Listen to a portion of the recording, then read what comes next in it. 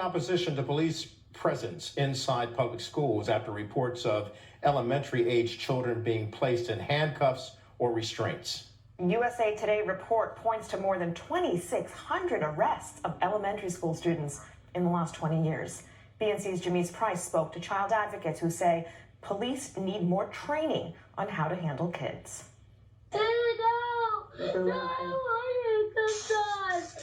In less than 2 minutes, a 6-year-old Florida girl was placed in handcuffs and in the back of a police car. Please let me go. Video of the 2019 arrest of the elementary-age student and similar incidents like it has child advocates asking if police should be called on elementary school students. A USA Today analysis of federal crime reports gives us a closer look at how often children are arrested in school.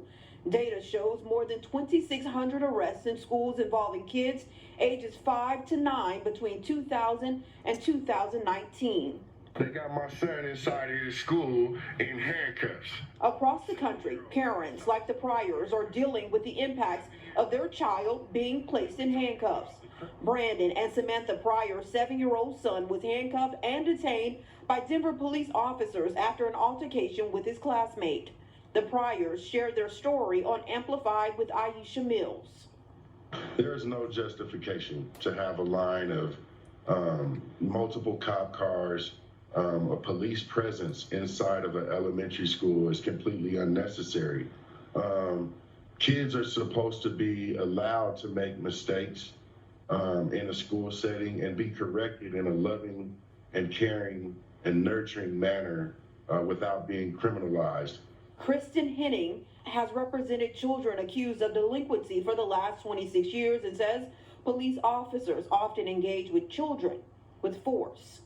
Why are we using, canine dogs, handcuffs on children under the age of 18, body slam procedures on children, chokeholds, all of these procedures that, one, to be quite frank, we rarely, if ever, should be using on adults, and we most certainly shouldn't be using on a child, and certainly not a child between the ages of 5 and 9 years old. Henning says these experiences often cause trauma in the lives of children. The little girls were arrested and peed on themselves because of their fear. Here in the District of Columbia, where I live, there have been stories of 10-year-old boys who also wet themselves, when they were chased or pursued or grabbed by a police officer. So it is extraordinarily traumatic. According to the National Association of School Resource Officers, SROs should receive training in de-escalation, implicit bias, and understanding adolescent brain development. We believe that by officers understanding adolescent brain development, K through 12, that they have a much better chance of de-escalating something without any physical whatsoever. There are few laws on police use of force against minors, but we are seeing more legislation introduced across the country that will prohibit the arrest of elementary-age children. In New Orleans, I'm Jamise Price for BNC. School districts are pushing to add more school resource officers, just as adolescent and school-related crime ticks up. But people are pushing back, saying having an additional police presence will only make matters worse. Today, about 60% of schools nationwide have a police presence.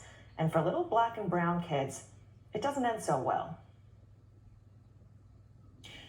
Retired LAPD Sergeant Cheryl Dorsey is back with us now to talk about this matter. And Sarge, there are conversations in Missouri, Maryland, Indiana, New York, you name it, about adding more SROs. But opponents are suggesting more counselors are needed in schools instead of cops. Is there a need for a middle ground in this?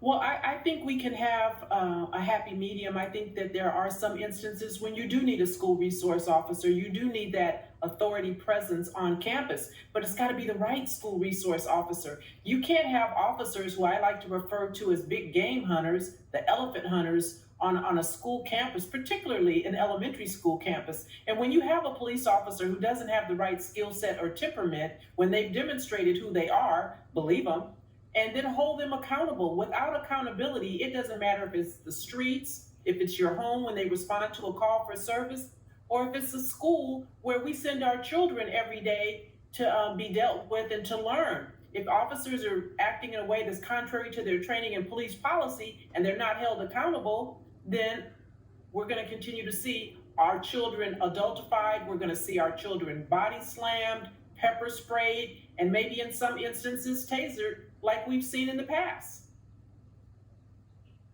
In my community here in Maryland, there was a 5-year-old who was taken out of kindergarten for acting out by the police officer, handcuffed and placed in the backseat of a police car. Is there any circumstance in which a police officer should be handcuffing a 5-year-old?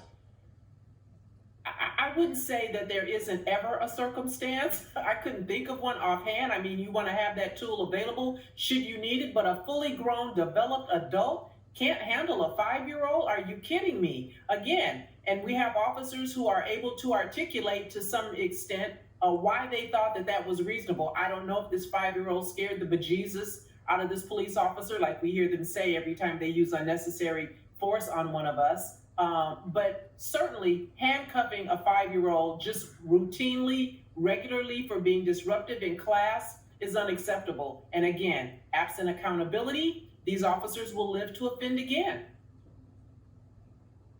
So let's get into the training matter for these SROs. These are adults. Some of them obviously have children of their own. I shun to think what they might be doing at home if they're responding to children in a school setting like this. But what about the training? What has to go into making sure, like you said earlier, having the right person there with the right temperament to handle students who may be acting out of control? It's so easy to say that this is a training issue whenever we see something that is offensive to our senses and our sensibility. But if sense were common, everybody would have it. I get that. It's never, ever, in my mind, a training issue. Certainly, training is something that police officers should get on a regular basis. On the Los Angeles Police Department, we have what we call situation simulations, where you act out and you play what might happen on a radio call. So when that thing happens, you just respond second nature. You don't really have to think about it. But it's common sense to know that you don't have to manhandle a 5-year-old boy or girl because they're being disruptive in class. And again, if you don't have an officer with the right temperament, once he shows you that he doesn't belong on a school campus, get that person off of the school campus. We're talking about the police officer side of the equation, but there's an educator side to this too, right? Principals, teachers are calling cops on kids for what is typical child behavior, right? A temper tantrum, fighting with other students, stealing spare change. Where is the room when you have an SRO or police presence in the school for children to learn about good and bad behavior?